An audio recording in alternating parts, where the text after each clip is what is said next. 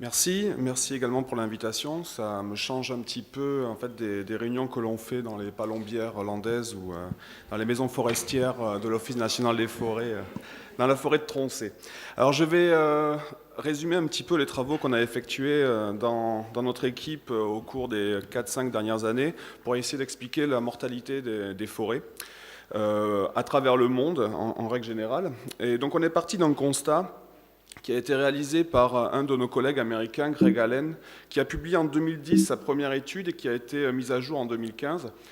Donc il est parti d'un constat juste en dehors de son laboratoire qui se trouve ici au Nouveau-Mexique, qu'il y avait pas mal de mortalité massive, c'est-à-dire qu'il dépassait plus d'une centaine d'hectares. Et donc il a contacté un grand nombre de collègues à travers le monde pour essayer de faire une carte mondiale où il recense les dépérissements à travers le monde. Ceux-ci, ici, sont majoritairement liés à des stress hydriques majeurs qui ont eu lieu au cours des 30 dernières années. Et ensuite, pour essayer d'expliquer ces mortalités, nous sommes intéressés aux mécanismes sous-jacents, afin d'essayer de les identifier. Et notre premier travail a été de quantifier finalement le stress que ces arbres ont vécu au cours de leur vie. Et donc on a mesuré au champ et on a aussi, à travers des revues de la littérature, on a caractérisé en fait l'état de stress de ces arbres et on a pu conclure que dans tous ces biomes, donc ici, il y a à peu près 650 espèces qui ont été étudiées à travers 4 biomes majeurs à travers le monde. On a constaté que toutes les espèces ici vivaient très très proches de leur seuil de rupture hydraulique, c'est-à-dire qu'elles fonctionnent à un seuil qui est très proche de leur seuil, et toute sécheresse va induire en fait un dysfonctionnement hydraulique de la plante.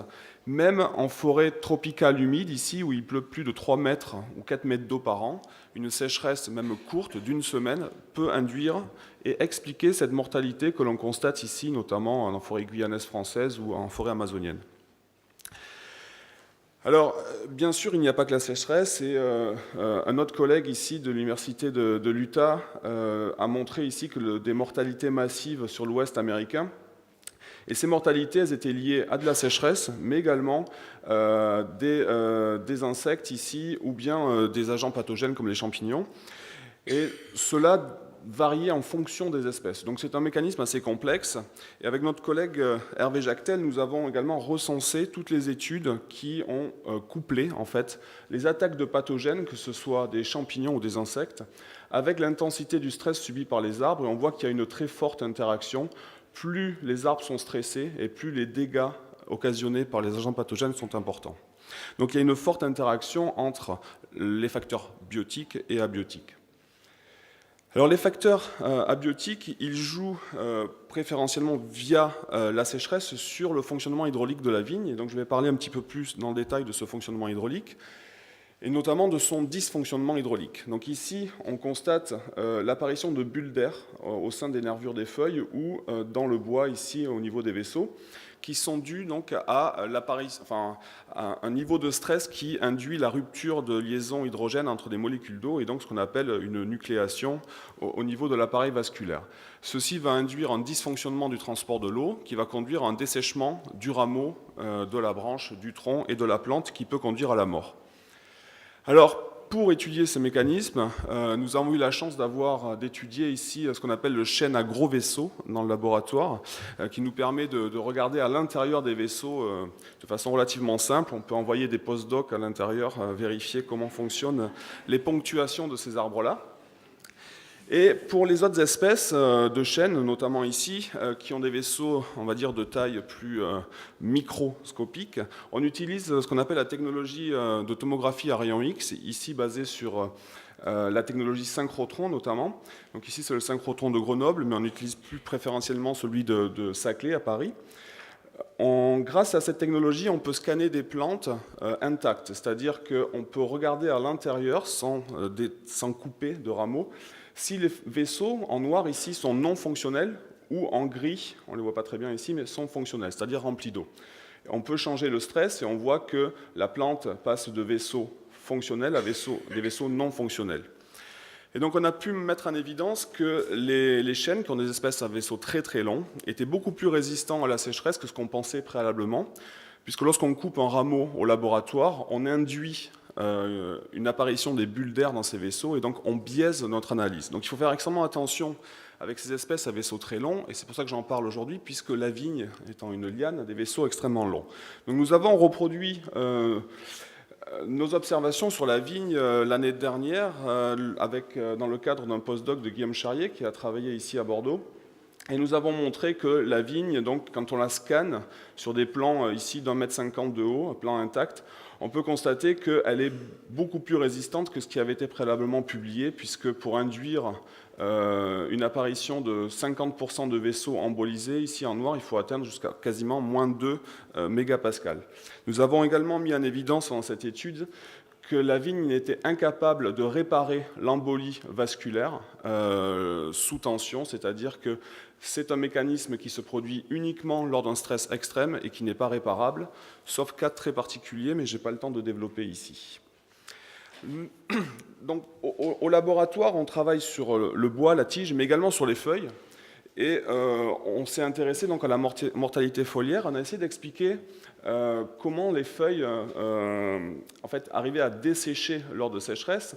Est-ce que c'était parce que les stomates restaient ouverts, et donc est-ce qu'il fallait jouer sur la fermeture stomatique pour augmenter la résistance à la sécheresse de ces espèces? On a étudié une trentaine d'espèces, dont la vigne. J'ai pas mis le graphique de la vigne aujourd'hui, mais ce qu'on constate, c'est que grâce à un type de scanner qui nous permet ici de visualiser la propagation des bulles d'air dans la vigne, donc on peut voir la formation de l'embolie et sa propagation au sein des nervures des feuilles, on constate que l'embolie ici se produit en rouge toujours bien après la fermeture des stomates en bleu. Donc les stomates se ferment d'abord et l'embolie se produit bien après, et c'est le cas également pour la vigne. Et toutes les études qui rapportent en fait une très très forte vulnérabilité en l'embolie avant la fermeture stomatique sont suspicieuses et majoritairement basées sur des techniques invasives où on coupe un rameau pour mesurer la résistance à l'embolie. Et nous avons également fait une méta-analyse où nous avons pris ces deux traits, la fermeture des stomates et la résistance à l'embolie.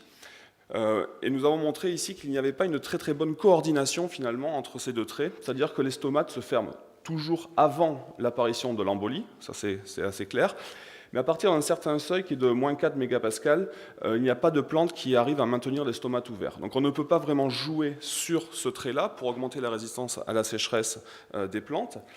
Et les traits qui semblent relativement pertinents pour expliquer en fait une survie ou un dépérissement plus lent chez les arbres, ce sont les traits non stomatiques qui interviennent dans les pertes d'eau après la fermeture des stomates. Donc, ce qu'on appelle par exemple la transpiration résiduelle ou la transpiration cuticulaire ou la fuite stomatique. Donc ce sont ces traits ici qu'on met en évidence et qui expliquent en fait le dépérissement plus ou moins rapide de certaines espèces lors de stress hydrique. Donc en résumé, pour mieux prédire la mortalité, nous avons premièrement montré que les premiers processus affectés par la sécheresse étaient notamment premièrement la croissance, avec une chute de croissance. Ensuite, on a une fermeture stomatique qui induit une réduction de la transpiration et de la photosynthèse. Et nous avons montré que l'embolie ou la cavitation se produit bien après ce phénomène. Et pour le chêne, il faut atteindre 90% d'embolie vasculaire, donc 90% des vaisseaux embolisés, pour observer de la mortalité. Et c'est ce que nous avons observé donc, en laboratoire, 90% de mortalité ne permet pas à la plante de récupérer. Donc on a identifié ces seuils létaux. Nous avons également montré que la majorité des espèces sont incapables de réparer les vaisseaux embolisés, donc c'est un phénomène qui est plutôt irréversible, et qu'il y avait une forte interaction entre les agents pathogènes et la sécheresse. Alors on étudie toujours les mécanismes sous-jacents, notamment au niveau des traits anatomiques des vaisseaux. Et juste vous montrer quelques résultats sur la vigne dans le cadre d'un projet qui est financé dans le cadre du plan. Nous avons mis en place au laboratoire un prototype qui permet de mesurer des espèces à vaisseaux très longs, puisqu'il a un rayon d'1 mètre, donc ça permet de mesurer les espèces qui ont des vaisseaux jusqu'à 1 mètre de long, qu'on appelle un cavitron. Alors celui-ci, il est très grand, donc on l'appelle le méga cavitron. Et on peut mesurer, vous voyez ici, des vignes, et ce qui nous permettra, ou ce qui nous permet déjà, de comparer différents cépages ou différents porte-greffe au cours de la saison. Donc ici, on constate qu'il y a un effet ontogénique fort, mais il y a très peu de variabilité au niveau de la résistance à l'embolie entre les différents cépages. Ici, vous avez Grenache, Cabernet Sauvignon, Syrah qui ont exactement la même résistance la même résistance à l'embolie. Voilà, je vous remercie. Merci beaucoup.